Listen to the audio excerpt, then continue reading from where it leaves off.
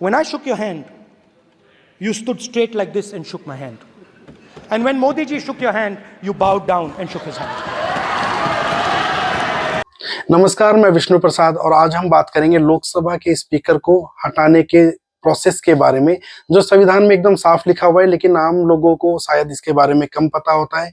Video को अंत तक जरूर देखिए, क्योंकि मैं आखिर में बताऊंगा इतिहास क्या कहता है और क्या ये मोशन सक्सेसफुल हो सकता है।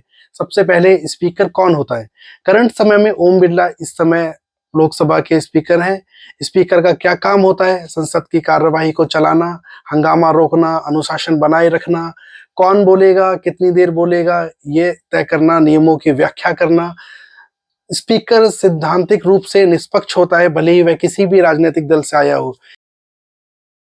क्या स्पीकर को हटाया जा सकता है? इसका सीधा जवाब है बिल्कुल हाँ। भारतीय संविधान के आर्टिकल 94 के अनुसार स्पीकर 3 तरीकों से पद को छोड़ सकते हैं। नंबर 1, अगर वे सांसद नहीं रहते हैं। नंबर 2, अगर वे इस्तीफा दे देते हैं। नंबर 3, या फिर संसद की बहुमत से उसे हटाया जाए। लेकिन यहाँ असली बात यह है कि प्रक्रिया इतनी आसान नहीं है। हटाने की प्रक्रिया आखिर है क्या? चलिए इसे स्टेप बाय स्टेप समझते हैं। पहला स्टेप है कि लिखित नोटिस देना। किसी सांसद को लिखित नोटिस लोकसभा के सचिव जनरल को देना होता है। और दूसरा स्टेप है 14 दिन का नोटिस। कम से कम 14 दिन पहले सूचना देना जरूरी है। और स्टेप 3 है 50 से अधिक सांसदों का समर्थन। यह प्रस्ताव तभी डिस्कशन में लिया जाएगा जब कम से कम 50 सांसदों ने इसका सपोर्ट किया हो। चौथा चरण है स्पीकर कुर्सी पर नहीं बैठेंगे। यह प्रस्ताव चर्चा में तभी होगा जब स्पीकर अध्यक्ष नहीं रह सकते, लेकिन वे संसद में मौजूद रह सकते हैं, बोल सकते हैं, वोट कर सकते हैं। और पांचवा चरण कुल सदस्यों का बहुमत सबसे महत्वपूर्ण बात है।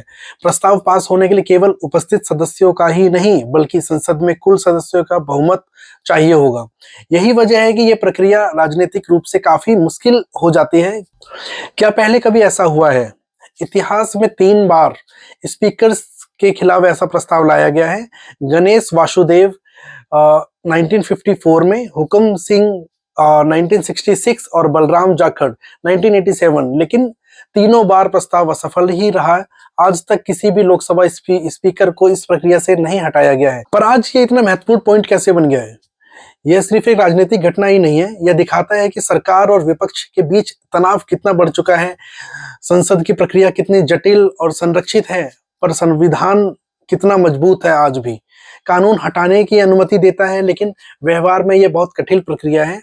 अंत में यह सवाल उठता है कि क्या यह मोशन सफल हो सकता है? संख्या के अनुसार अगर देखा जाए तो यह मुश्किल लगता है, लेकिन राजनीति में कुछ भी असंभव नहीं है। आप क्या सोचते हैं, क्या स्पीकर को हटाया जाना चाहिए या नहीं? नीचे कमेंट में अपनी राय जरूर बताएं। अगर आपको यह वीडियो इंफॉर्मेटिव लगा हो तो लाइक कीजिए, शेयर कीजिए और चैनल को सब्सक्राइब करना मत भूलिए। मैं विष्णु प्रसाद, मिलते हैं अगले वीडियो में। नमस्कार।